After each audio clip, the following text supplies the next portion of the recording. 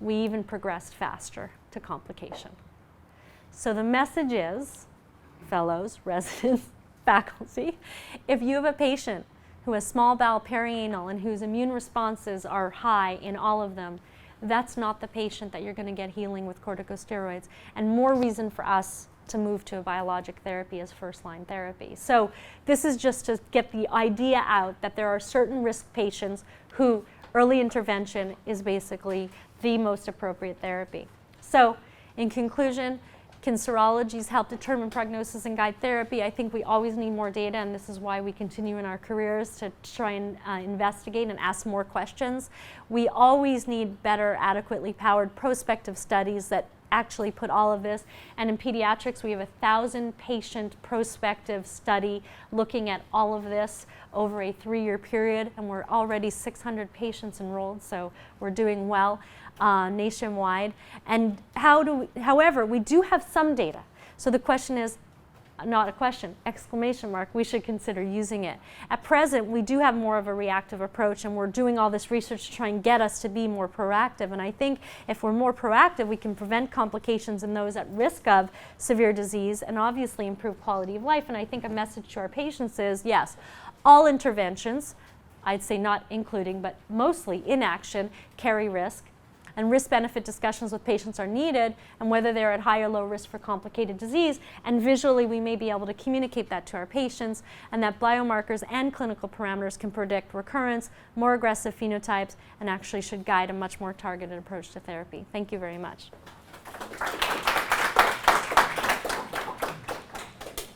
Any questions? Ellen? Marla, that was great. I really appreciate that. Serologies were drawn before, but retrospective meaning I went back to the chart to actually look at their outcome and used Harvey Bradshaw. So we did, and that was developing pilot data for my NIH grant. I didn't realize I just thought I would have like 50 patients, I would present it, but then I had actually a great med student, and she found 94 of them. I had many more, but I didn't have all follow-up data yet, so I took them out. Because I really thought, wow, we're seeing a trend in the first 50. We went back and got another 50. I took out 6, and ended up that there were 94 patients. And the message, and we used partial Mayo for an outcome and Harvey Bradshaw for the Crohn's because we didn't have an adequate PCDAI measurement because you needed heights and it just wasn't accurate. So we chose Harvey Bradshaw, and we chose partial Mayo because we didn't have endoscopic outcomes. So this was just looking back at the chart to see what was their outcome. And did you look at titers of ASCA? Did that have an impact? P-ANCA titer. So what was interesting is that we say P-ANCA yes, no, but the strongest P-ANCA predictor was a P-ANCA in the 4th quartile. So if you actually think about it, 0 to 25, a level of 75 to 100, for example. So now you're really basically those patients who have a P-ANCA greater than 100, 1, don't respond to Remicade, and 2, are getting pouchitis. Fabulous, right? Great outcome. We really need another therapy for this. So that's even more reason to suggest if you can identify that patient who you need to go, hopefully vedolizumab would be an opportunity, some other pathway like an anti-integrin, not Tysabri, but another pathway will be effective in those patients who are not candidates for infliximab. And for me, the most important decision where to use this is in the hospitalized sick UC patient. The outpatient, I really don't care, meaning it was 50-50. The Europeans showed that it was a 50-50 in an outpatient setting. These were not hospitalized UC. You can flip a coin. Now some patients say, listen, I don't want to flip a coin, I want certainty. Take my call, what's more certain? It depends on your communication, and some patients you may offer Prograf instead of in the hospital. So the point is, if you have a patient who's high P-ANCA, you know that the probability of them responding to anti-TNF is very low. Maybe the roll of a dice in a sick patient. Outpatient, 50-50, hospitalized roll of a dice. They may respond to the first, but the chance of them avoiding colectomy is low, right? The question is, would you just go straight to colectomy? Would you offer them Prograf?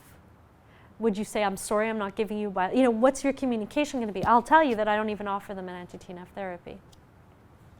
Why? What's happening with patients who get anti-TNF who go to colectomy? Mayo and other have shown us these patients are getting severe complications.